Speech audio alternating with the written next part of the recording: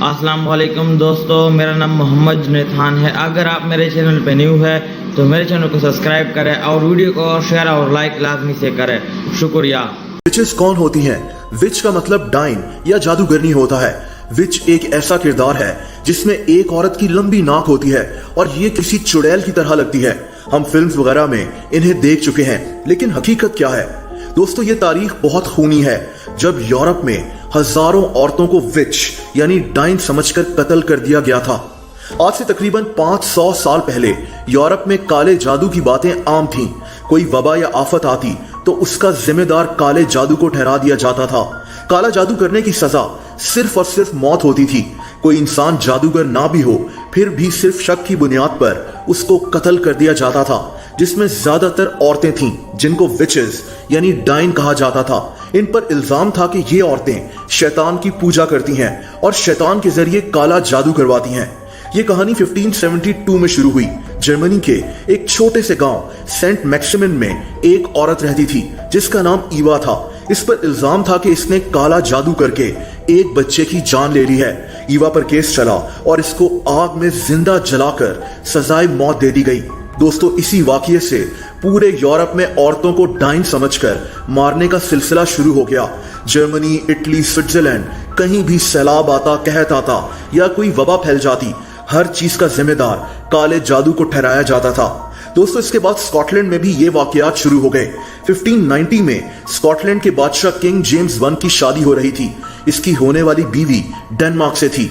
ये औरत बहरी जहाज पर डेनमार्क से स्कॉटलैंड आ रही थी कि रास्ते में समुद्री तूफान आ गया और सब लोग डूबकर मर गए।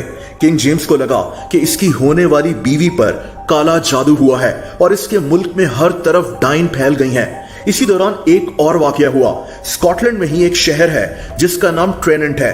उस वक्त वहां के मेयर का नाम डेविड सीटन था। इस आदमी को लगता था कि इसके घर में काम करने वाली एक लड़की काला जादू करती है। ये लड़की रात को अक्सर घर से निकलकर कहीं चली जाती थी। इसको लगा कि ये जंगल की तरफ जादू करने जाती है। इस आदमी ने इस लड़की को शदीद टॉर्चर किया और कैद कर लिया और फिर इस पूरे शहर में विचेस को ढूंढने का काम शुरू हो गया। दोस्तों, इस वाकये ने स्कॉटलैंड के बादशाह किंग जेम्स वन को यकीन दिला दिया कि स्कॉटलैंड में हजारों औरतें काला जादू कर रही हैं। ये शैतान के जरिए स्कॉटलैंड में बीमारियां फैला रही हैं और मवेशियों को भी मार रही हैं। स्कॉटलैंड में शदीद खौफ फैल गया। लोग अपने घरों से निकलते हुए भी डरते थे। इसका नतीजा ये निकला कि स्कॉटलैंड में भी हजारों औरतों को टॉर्चर किया गया और इन्हें विचेस यानी डाइन समझकर सजाए मौत दे दी गई। दोस्तों, एक और अजीब बात वो तरीका था जिससे पता लगाया जाता था कि एक औरत जादूगरनी है कि नहीं।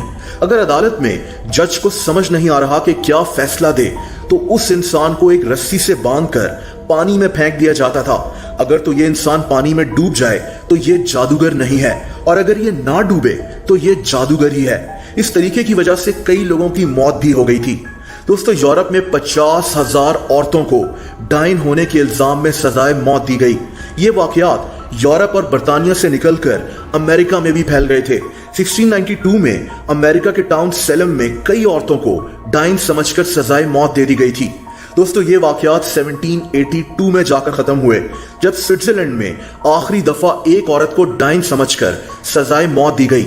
इसके बाद यूरोप और अमेरिका में सख्त कानून नाफिज हो गए और इन सजाए मौत के वाकयात का सिलसिला भी खत्म हो गया।